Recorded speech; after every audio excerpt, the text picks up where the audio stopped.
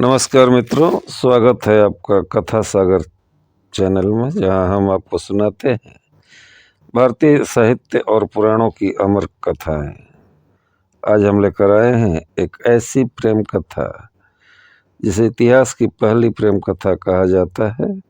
यह है नल और दमयंती की कथा। महाभारत के विशाल ग्रंथ में यह कथा छिपी हुई है, लेकिन इसकी सुंदरता और भावनात्मक गहराई से इसे अलग ही स्थान दिया जाता है। देवताओं तक को मोहित कर देने वाली दमयंती और निषाद राज नल का यह प्रेम केवल एक विवाह की कहानी नहीं है। यह निष्ठा, वचन और सच्चे प्रेम की विजय का प्रतीक है। तो आइए डूबते हैं इस अद्भुत कथा में। निषाद देश के राजा वीरसेन के पुत्र नल का जन्म एक ऐसे समय में हुआ जब वीरता और धर्म राज्य की प्रतिष्ठा सर्वोपरि थी। नल बचपन से ही असाधारण रूप से आकर्षक थे। उनका चेहरा तेजस्वी था, उनकी आंखों में करुणा और साहस दोनों झलकते थे। उनकी काया ऐसी थी कि लोग उन्हें कामदेव का अवतार मानते थे। नल केवल रूपवान ही नहीं, बल्कि अत्यंत धर्मनिष्ठ और न्यायप्रिय भी थे। उनकी वीरता और शौर्य गाथाएं दूर दूर तक फैली हुई थी। मंत्री बोला, राजकुमार नल, आपके तेज से पूरा दरबार आलोकित हो रहा है। वीरसेन ने कहा, हाँ, यह मेरा पुत्र है। इसमें धर्म और साहस दोनों का संगम है। विदर्भ नरेश भीमक की पुत्री दमयंती का जन्म भी उसी युग में हुआ। उसकी सुंदरता का वर्णन करना कठिन था। कहा जाता है त्रिलोक में उसके समान रूपवती स्त्री कोई नहीं थी। उसकी आंखें कमल की पंखुड़ियों जैसी थी, उसकी चाल हंस जैसी थी और उसका स्वर वीणा की मधुर ध्वनि जैसा था। उसके गुण और रूप की चर्चा केवल पृथ्वी पर ही नहीं, बल्कि स्वर्गलोक तक पहुंच चुके थे। देवता भी उसके रूप पर मोहित थे। सखियां बोलती हैं कि राजकुमारी, आपके रूप की चर्चा स्वर्ग तक पहुंच चुकी है। दमयंती मुस्कुराते हुए बोलती है, रूप तो क्षणिक है, सच्चा मूल्य तो हृदय की पवित्रता में है।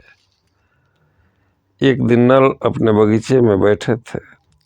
वहां एक अद्भुत हंस आया। नल ने उसे पकड़ लिया और सोचा कि उसे हमेशा अपने पास रखेंगे। लेकिन हंस ने कहा, राजन, मुझे छोड़ दीजिए। बदले में मैं आपके लिए एक ऐसा कार्य करूंगा जिससे आपका जीवन बदल जाएगा। मैं विदर्भ की राजकुमारी दमयंती के पास जाऊंगा और आपकी इतनी प्रशंसा करूंगा कि वह आपको ही अपना वर चुनेगी। नल ने दमयंती के बारे में सुना था। उनके हृदय में भी दमयंती की छवि अंकित थी। उन्होंने हंस को छोड़ दिया। हंस उड़कर दमयंती के पास गया और नल की वीरता, रूप और धर्मनिष्ठा का ऐसा वर्णन किया कि दमयंती बिना देखे ही उनसे प्रेम करने लगी। हंस बोला, राजकुमारी, निषाद राज नल आपके योग्य वर है। उनका रूप, उनका धर्म, उनकी वीरता सब अद्वितीय है। दमयंती बोलती है कि यदि ऐसा है तो मेरा हृदय पहले ही उनका हो चुका है। दमयंती के पिता भीमक ने उसकी आयु देखकर स्वयंवर का आयोजन किया। स्वयंवर की खबर पूरे आर्यावर्त में फैल गई। सभी राजा, महाराजा और वीर योद्धा उसमें भाग लेने के लिए विदर्भ पहुंचे। नल भी वहां पहुंचे। दमयंती की सुंदरता से प्रभावित होकर स्वयं देवता इंद्र, अग्नि, वरुण और यम भी उस संवर में आ गए। सभा में राजाओं की पंक्तियां थी। स्वर्ण सिंहासन पर दमयंती बैठी थी। देवताओं का तेज इतना प्रखर था कि पूरा सभागृह आलोकित हो उठा। सभी देवताओं ने रास्ते में नल को देखा। उनका रूप इतना आकर्षक था कि देवताओं को लगा दमयंती निश्चित रूप से नल को ही चुनेगी। उन्होंने नल को रोकने की योजना बनाई। इंद्र ने नल से कहा, तुम हमारे दूत बनकर दमयंती को संदेश दो कि वह हमें चुन ले। नल दुविधा में पड़ गए। वे स्वयं दमयंती से विवाह करना चाहते थे, लेकिन उन्होंने वचन दिया था, इसलिए देवताओं का संदेश लेकर दमयंती के पास पहुंचे। नल बोलते हैं, देवराज, मैं स्वयं दमयंती से विवाह करना चाहता हूं। इंद्र ने कहा, तुमने वचन दिया है और वचन धर्म से भी बड़ा होता है। नल और दमयंती की पहली भेंट रात में होती है। रात्रि में नल छिपकर दमयंती के महल पहुंचे। दोनों की पहली भेंट हुई।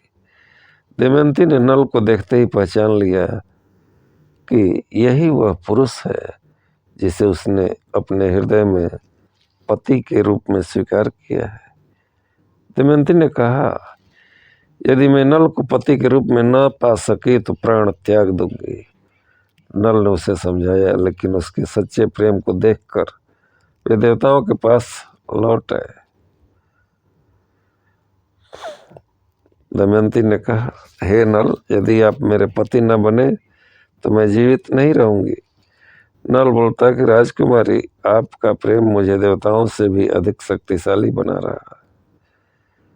स्वयंवर के दिन पृथ्वी और स्वर्ग के सभी राजा उपस्थित हुए। देवताओं ने छल से नल का रूप धारण कर लिया। दमयंती के सामने अनेक दल खड़े थे। वह भ्रमित हो गई। सभा में चारों ओर नल के समान रूप वाले देवता खड़े थे। दमयंती की आंखें असली नल को खोज रही थी। दमयंती ने देवताओं से प्रार्थना की, मैंने नल को पति के रूप में स्वीकार किया है, कृपया कर मुझे असली नल को पहचानने की दृष्टि दे। उसकी निष्ठा देखकर देवता प्रसन्न हुए। उन्होंने उसे वह दृष्टि दी जिससे वह नल को पहचान सके। दमयंती ने देखा कि देवताओं के शरीर पर धूल, पसीना या थकान का कोई चिन्ह नहीं है। केवल नल ही थे जिनके शरीर पर मनुष्य के लक्षण थे। उसने असली नल को पहचान लिया और उनके गले में वरमाला डाल दी। हे देवताओं, आपने मुझे दृष्टि दी। अब मैं अपने प्रिय नल को पहचान चुकी हूँ। यही मेरे पति हैं। इस प्रकार नल और दमयंती का विवाह हुआ। यह इतिहास की पहली प्रेम कथा थी, जहाँ स्त्री ने अपने प्रेम और निष्ठा से देवताओं तक को पराजित कर दिया। नल दमयंती की कथा आज भी प्रेम, विश्वास और समर्पण का प्रतीक है। विवाह के बाद पूरे विदर्भ में उत्सव मनाया गया। राज्य के लोग नृत्य और गीतों में मग्न हो गए। देवता भी इस विवाह को देखकर प्रसन्न हुए। यह कथा केवल एक सुखद विवाह पर समाप्त नहीं होती, बल्कि असली परीक्षा तो विवाह के बाद शुरू होती है। विवाह के उपरांत जब देवता स्वर्ग लौट रहे थे, मार्ग में उन्हें कली मिला। जब कली को पता चला कि दमयंती ने देवताओं को त्याग कर एक मनुष्य को चुना है, तो वह क्रोध से भर गया। उसने प्रण लिया कि वह नल के जीवन में प्रवेश करेगा और उनका सब कुछ छीन लेगा। कई वर्षों तक नल का जीवन अत्यंत सुखमय रहा।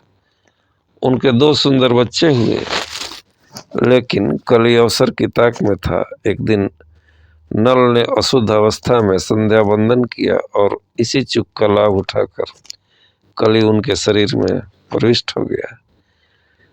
कली के प्रभाव में आकर नल ने अपने भाई पुष्कर के साथ जुआ खेला। कली ने पुष्कर की सहायता की और देखते ही देखते नल अपना राज्य, धन, वस्त्र और यहाँ तक कि अपनी प्रजा भी हार गया। दमयंती ने उन्हें बहुत समझाया, लेकिन जुए के मद में चूर नल नहीं माने। अंत में पुष्कर ने उन्हें एक ही वस्त्र में राज्य से बाहर निकाल दिया। सती दमयंती ने महलों के सुख त्याग दिए और फटे हाल अपने पति के पीछे हो ली। भूख और प्यास से व्याकुल नल और दमयंती जंगल में भटकने लगे।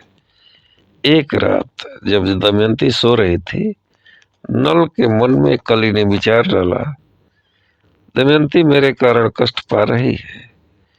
यदि मैं इसे छोड़ दूं तो यह अपने पिता के घर सुरक्षित पहुंच जाएगी। हृदय पर पत्थर रखकर नल ने दमयंती के वस्त्र का एक हिस्सा काटा और उसे वहीं सोता हुआ छोड़कर जंगल में चले गए।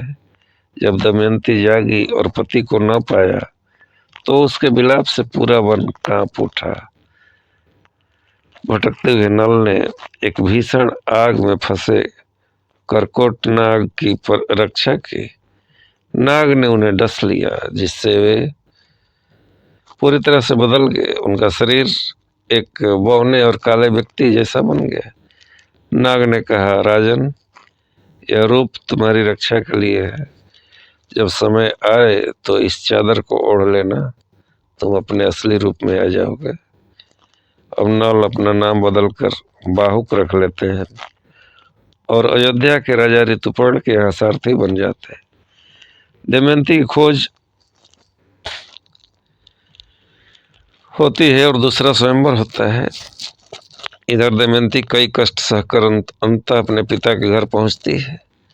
उसने पूरे आर्यावर्त में दूत भेजे कि कहीं भी कोई ऐसा व्यक्ति मिले जो रथ चलाने और भोजन बनाने में निपुण हो तो उसे ढूंढे। दमयंती को संदेह हुआ कि राजा ऋतुपर्ण का नया सारथी बाहुक ही नल है। उसे परखने के लिए उसने एक योजना बनाई और घोषणा करवा दी कि दमयंती दूसरा स्वयंवर करने जा रही है। राजा ऋतुपर्ण बाहुक को लेकर के एक ही दिन में विदर्भ पहुंच गए। रास्ते में ऋतुपर्ण ने नल को जुए की विद्या सिखाई और नल ने राजा को अश्व संचालन सिखाया। जैसे ही नल ने जुए की विद्या सीखी, कली उनके शरीर से बाहर निकल गया। जब बाहुक विदर्भ पहुंचा, दमयंती ने उसे पहचाना नहीं, लेकिन उसके हाथ के बने भोजन के स्वाद और बच्चों के प्रति उसके प्रेम को देखकर उसे विश्वास हो गया कि यही उसके स्वामी है। दमयंती के सामने नल ने वह दिव्य चादर ओढ़ी और अपने असली रूप में आ गया। दोनों की आंखों से अश्रुधारा बह निकली। नल ने अपनी गलती स्वीकार की और दमयंती के सतीत्व की सराहना की।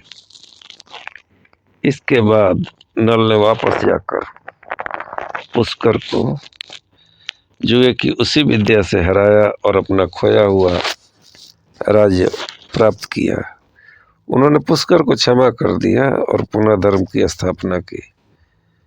तो मित्रों, यह थी नल और दमयंती की पूरी गाथा। इस कथा से हमें यह महान सीख मिलती है कि चाहे समय कितना भी कठिन क्यों न हो, जो धैर्य नहीं खोता उसकी विजय निश्चित है। प्रेम केवल सुंदरता से नहीं, बल्कि एक दूसरे के प्रति अटूट विश्वास और संकट के समय साथ निभाने से सिद्ध होता है। कली हमें भटका सकती है, लेकिन पश्चाताप और धर्म के मार्ग पर चलने से हम खोया हुआ सम्मान वापस पा सकते हैं। नल दमयंती की यह प्रेम कहानी हमें सिखाती है कि भाग्य भले ही परीक्षा ले, पर चरित्र और निष्ठा कभी नहीं हारते। कैसी लगी आपको यह कथा? कमेंट में जय श्री कृष्ण जरूर लिखें और अपने प्रियजनों के साथ इसे शेयर करें। ऐसे ही और पौराणिक कथाओं के लिए जुड़े रहिए कथा सागर से। धन्यवाद। मिलते हैं अगली कथा में।